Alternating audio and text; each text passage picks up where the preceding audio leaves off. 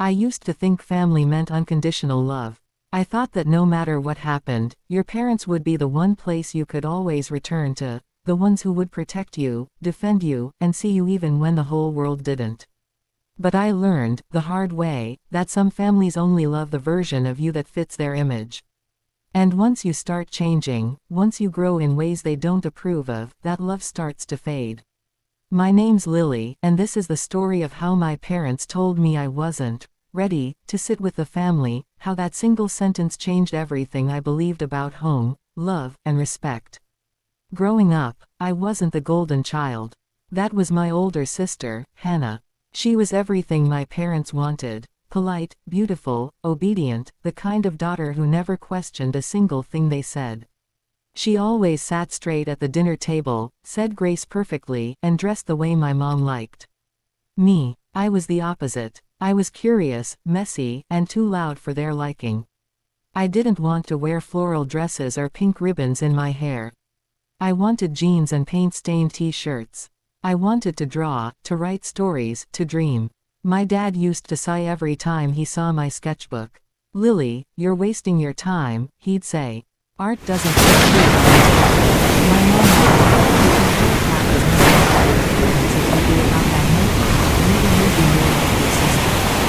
I smiled, pretending their words didn't hurt. But deep down, I was shrinking, bit by bit, day by day. Still, I hoped for cheers, several times, even just like the neighbors came over, hoping maybe they'd see me for what I was trying to do. But nothing ever seemed enough. It was always, why can't I remember the phone? I remember when Christmas happened. I was 15, and I had spent weeks saving money and babysitting to buy gifts for everyone. I got my mom a bracelet, my dad a leather wallet, and Hannah a scarf I hand-knitted myself.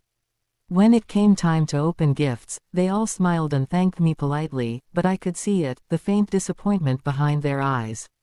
Then Hannah gave them her presents: an expensive perfume for Mom, a fancy watch for Dad. My mom gasped, my dad laughed proudly, and suddenly, the whole room glowed with warmth that didn't include me.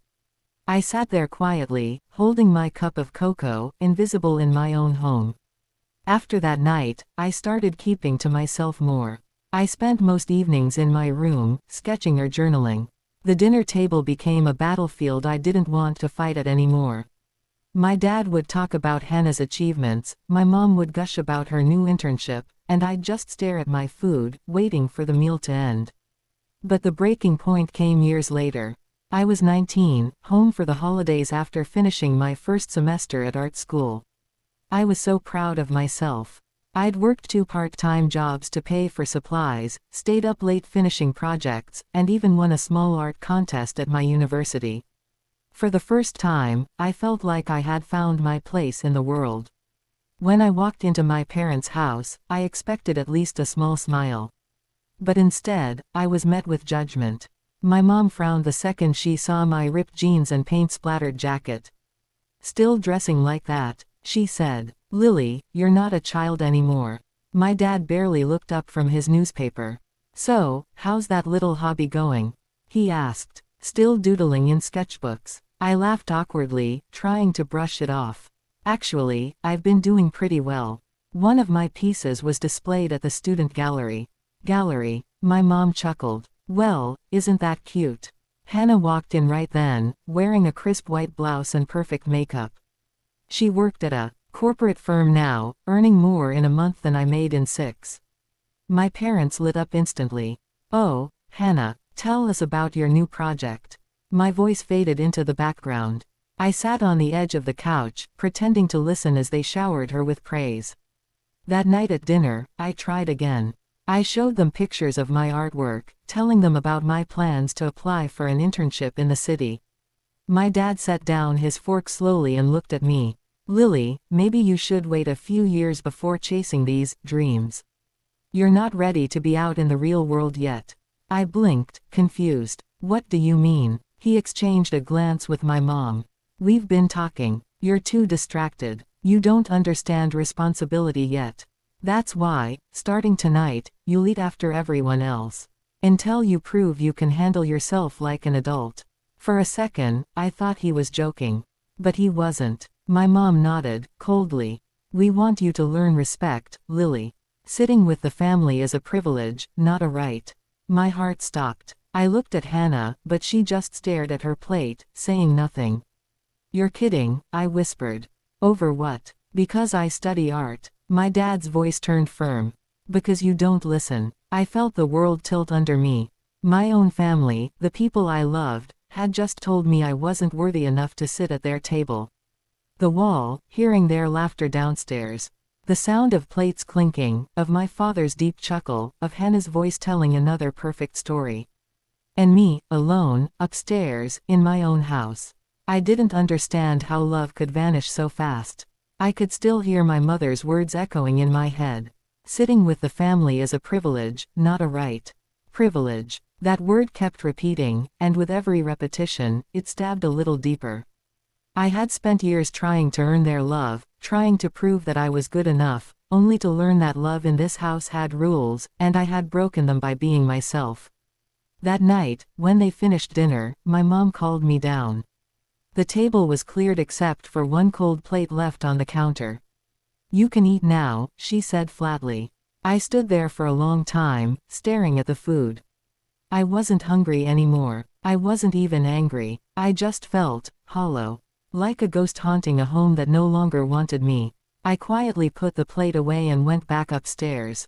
For days after that, the same thing happened. They would eat together, laughing, talking, and when they were done, they'd call me down to have my meal alone. It became a ritual of humiliation, disguised as teaching me respect. Every time I tried to speak up, my dad would tell me I was being dramatic. My mom would say, "This is for your own good." Even Hannah joined in. One night she said, "You know, maybe they're right. You act like a child. Maybe sitting alone will help you grow up." I stared at her, speechless. My sister, the person I once shared secrets and dreams with, had become another voice in the chorus against me. It was like being erased, slowly, painfully, piece by piece. I started spending more time outside, walking through the woods behind our house, sketchbook in hand. Nature didn't judge me. The trees didn't care if my jeans were ripped or my hair messy. I drew for hours, skies, birds, reflections in puddles, anything that reminded me life was still beautiful somewhere. That sketchbook became my refuge, my voice when no one would listen. But one evening, something happened that changed everything. I was in the backyard, sitting under the old oak tree, drawing the sunset when I heard footsteps. I turned around and saw my dad watching me from the porch. His expression was unreadable. "Dinner's over," he said simply. "Your plate's inside." I nodded, saying nothing. He started to walk away, then paused. "You really think this art thing is going to take you somewhere?" His tone wasn't curious, it was mocking. I took a breath. "I know it will." He shook his head. "You need to stop it." The world doesn't care about your drawings. You should be more like your sister, focused, realistic. I clenched my jaw and stayed quiet. He waited for me to talk, but when I didn't, he stopped and went back inside. I sat there until he got back, staring at the smile until my tears finally came. It wasn't just silence. It was disappointment so deep it felt like my soul was broken. That night, I made a decision. I was done begging him to sit at a table that didn't belong to me. I showed him what really looked like. The next morning, I packed my bags. I didn't have a plan, just determination. I left a note on my pillow, short, simple, honest. "I'm leaving to find where I belong. Don't wait for me to be ready. I already am." I walked out before sunrise, the house still asleep behind me. The air was cold, the road long, but for the first time in years, I felt free. The world stretched ahead, uncertain, yes, but full of possibility. I didn't know where I was going, but I knew what I was leaving behind, the weight of never being enough. I took a bus to the city. The ride was long and quiet. I watched fields blur into buildings, and buildings blur into lights. When I stepped off the bus, the noise of the city hit me all at once, car horns, chatter, sirens, but underneath all that chaos, there was something else, life. I breathed it in like oxygen. I found a tiny apartment with peeling paint and a leaky faucet, but I didn't care. It was mine. For the first time ever, I had space where I could just exist. No judgment, no rules, no, you're not ready. I started working part-time at a local cafe, sketching customers between shifts. The owner, a kind old man named Frank, noticed one day. "You've got real talent, kid," he said. "Ever think of putting these up for sale?" I laughed. "Who'd buy them?" "You'd be surprised," he said, pinning one of my sketches on the cafe's bulletin board. Within a week, someone bought it. Just like that. $20 for a drawing I made on my lunch break. It wasn't much, but it was everything. It was proof that my art had value, that I had value. That night, I cried again, but this time it was from joy. I was doing it. I was surviving. Without them. Without their approval. Without their permission to sit at their table. I was building my own. My shift at the cafe. The people there became like a second family. Frank, the owner, treated me with kindness I hadn't felt in years. He'd always say things like, "You've got a spark, kid.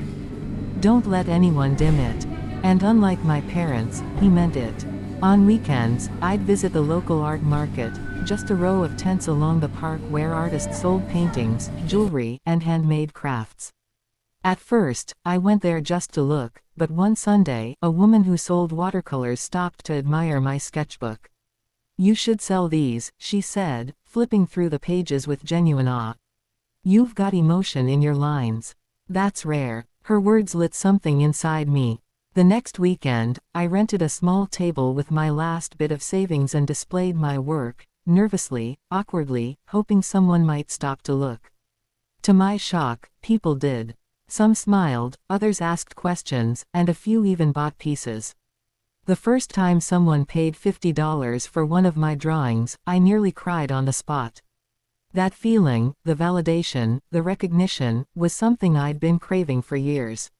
I wasn't invisible anymore. As weeks turned into months, I started gaining regular customers. My art began circulating on social media when a blogger posted about my booth, calling me the girl who draws feelings. Soon, I was receiving commissions, portraits, murals, even book illustrations. Every time I sent one off, I felt like I was reclaiming another part of myself. One afternoon, as I was finishing a sketch of a mother and her child, Frank walked over holding his phone. "You might want to see this," he said, handing it to me. My stomach dropped. It was a Facebook post, from my mother. A family photo. They were all there, Mom, Dad, Hannah, and right in the caption, it read, "Proud of our family. We miss Lily every day. We just hope she's doing well." I froze. Miss me. After all that, I didn't know whether to laugh or cry. The comments below were full of sympathy. "Family is everything. Hope she comes home soon. You must be so worried." They looked like the perfect loving family to everyone else, and I was the missing piece that supposedly wandered off. For days, I couldn't focus. I kept wondering, did they really miss me? Or was it just for show? I didn't want to believe their words, but a small part of me still longed for them to mean it. 2 weeks later, my question was answered. I was sketching at my booth when I saw her, Hannah. Standing a few feet away, in her tailored coat, looking completely out of place among the paint-stained canvases and street musicians. My heart pounded. I hadn't seen her in almost a year. "Lily," she said softly. I didn't respond. I kept drawing, pretending to focus, though my hands trembled slightly. She sighed. "You look different. Happier, maybe. Maybe because I am," I said without looking up. She hesitated, then stepped closer. "Mom and Dad want you to come home. They said they miss you." I finally looked up, meeting her eyes. "They told me I wasn't ready to sit with the family, Hannah. Remember that?" Her face softened, guilt flickering there. "They were wrong. They just didn't know how to handle things. You know how they are." "No," I interrupted. "I know how they were. And I know how I felt." I begged them to listen, to see me, but they didn't. They just pushed me away because I didn't fit into their perfect picture. She swallowed hard, then whispered, "They've changed. I raised an eyebrow. Or are they just embarrassed now that people are asking about me online? She flinched at that, which told me everything I needed to know. There was a long silence between us. Finally, she said, "You should still come home. They're having a family dinner this weekend." I laughed, a bitter sound that even surprised me. "Oh, now I'm ready to sit with the family." Her eyes glistened. "Please, Lily, just think about it." When she left, I stood there staring at the street long after she disappeared into the crowd. My chest felt heavy again, but not like before.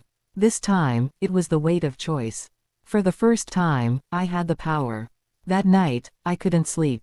I stared at my sketches pinned on the wall, all the faces, the emotions, the moments I'd captured.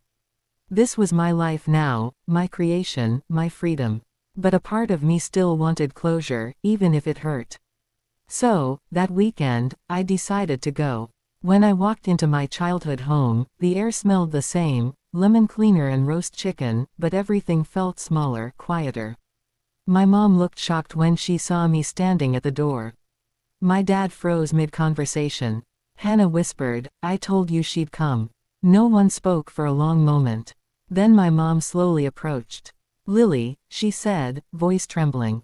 "You look, well." "I am," I replied simply. "Dinner's ready," she said awkwardly. "Why don't you sit?" I glanced at the table, the same table where I'd once been told I wasn't ready to sit. My throat tightened, but I walked forward and pulled out a chair. The silence was thick. Halfway through dinner, my dad finally spoke. "We didn't handle things right. We thought we were teaching you discipline, but maybe we were just trying to control you." My mom nodded, eyes glossy. "We're sorry, sweetheart. We were wrong." I didn't know what to say. The part of me that had dreamed of this apology for years didn't feel the joy I expected. Instead, there was a quiet peace. I realized I didn't need their approval anymore. I had already built a life beyond their table. After dinner, as I was leaving, my dad stopped me at the door. "We'd love for you to visit more often," he said. I smiled faintly. Maybe someday. Walking out into the cool night air, I felt lighter than ever. For years, I'd waited for them to make room for me. But what I'd learned was that I didn't need their permission to belong. I already did, out there, in the world I created with my own hands. As I reached the end of the driveway, I looked back once, then whispered to myself, "I'm more than ready." With life, car horns, laughter, footsteps, and for the first time in a long time, it didn't feel overwhelming. It felt like I belonged in it. I used to think home meant the house you were raised in, the family you shared blood with. But now, I understood that home could be something you build on your own, brick by brick, moment by moment. I started a new series of drawings, ones I called The Uninvited. Each piece showed someone left out, overlooked, or told they weren't ready. There was a woman standing outside a window filled with laughter, a child watching a closed door, a young artist holding her broken sketches close to her chest. When I posted them online, I didn't expect much. But within days, messages began flooding in. People from all over the world wrote to me, strangers who said they'd felt the same way. My family told me I wasn't good enough. They said I'd never make it. They made me feel small too. Their words hit me hard. Every story felt like an echo of mine, a reminder that so many of us are quietly fighting to be seen, to be accepted. One night, I sat reading one of those messages, from a young girl who said she hadn't spoken to her parents in months because they refused to support her dream of becoming a musician. She ended her message with, "Your art made me believe I can still try." I stared at that line for a long time, tears filling my eyes. For the first time, I realized that my pain had become something beautiful, something that could heal others. Months later, I was invited to display my work at a local art gallery.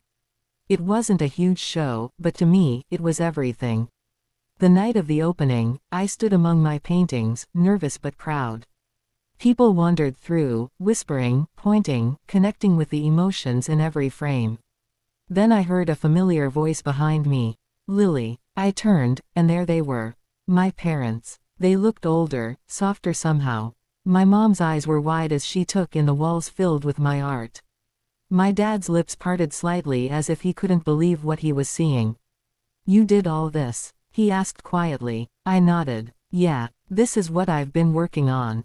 My mom stepped closer to one of the drawings, the one that showed a girl standing alone at the edge of a family table, her hands clenched at her sides. "This one," she whispered. "It's us, isn't it?" I didn't answer. I didn't need to. She turned toward me, her eyes glistening. "We were so wrong, Lily. I don't know how to make it up to you."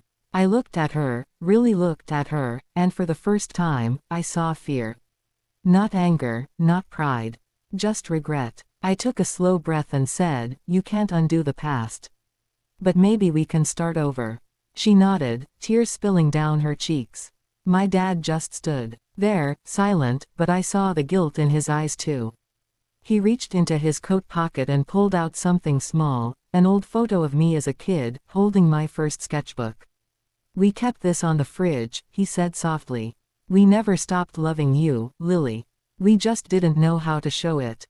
And in that moment, all the years of pain, anger, and resentment loosened their grip. Not vanished, but loosened. I smiled faintly and said, "Maybe now you do." That night, after the show ended and everyone had gone home, I stayed behind in the gallery. The lights dimmed, and my reflection stared back at me from the glass covering my final piece, a painting of a table filled with light, with an empty chair waiting at the end. I had painted it months before that dinner. I'd called it, Ready. As I stood there, I realized the irony. I had waited years for them to tell me I was ready, but I had been ready all along, ready to love, ready to forgive, ready to be myself without apology. When I stepped out into the night air, the city lights shimmered like stars. I didn't feel like the girl who once begged to be seen. I felt like the woman who had finally learned to see herself. I whispered into the wind, "I'm home." And for the first time, I truly believed it. The rhythm of my heart. I could still feel the faint tremor in my hands from everything that had happened. Seeing my parents again had stirred something deep inside me, but it wasn't anger anymore. It was understanding. For years, I had carried the weight of their rejection like a stone in my chest. Every time they dismissed me, every word that made me feel like I wasn't enough, it had carved something inside me, something sharp. But now, I finally saw what I couldn't see before. They weren't trying to destroy me. They were trying to shape me into what they thought was safe. They didn't understand that some of us aren't meant to fit inside walls that others build. Some of us are born to break them down. When I reached my apartment, I unlocked the door and was greeted by the soft hum of my little space, the smell of paint, the scattered brushes, the framed photos of my art show. My cat, Milo, meowed lazily from the couch. I smiled, dropped my bag, and sat down on the floor beside him. "Hey, buddy," I whispered, running my fingers through his fur. "We made it, didn't we?" I opened my laptop and began writing a message for my followers, the people who had supported me through every post, every doubt, every sketch that carried a piece of my story. Sometimes, the people who say you're not ready are just afraid you'll outgrow them. But you can't wait for permission to live your life. You have to take it, claim it, and build it, one brave step at a time.